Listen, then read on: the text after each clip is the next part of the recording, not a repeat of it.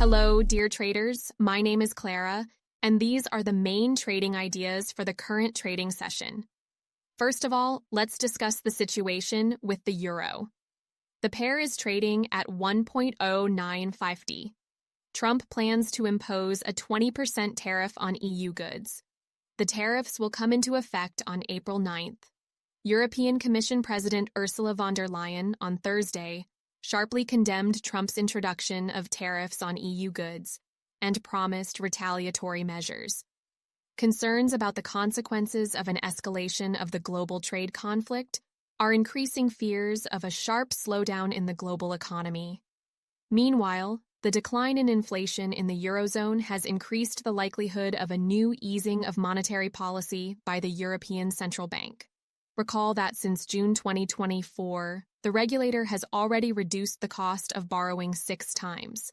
The probability of a rate cut in April is now estimated at 70%. Against this background, short positions on the euro remain a priority. Next, pound against the dollar. The pair is trading near 1.31. American trade policy remains in the center of investors' attention. As expected, England managed to avoid tough trade sanctions from the United States since the country's Prime Minister, Keir Starmer, had previously held active negotiations with representatives of the White House.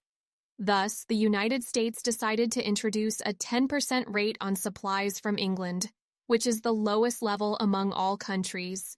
It should be noted that the volume of trade with the United States in 2024 amounted to 17% of the total.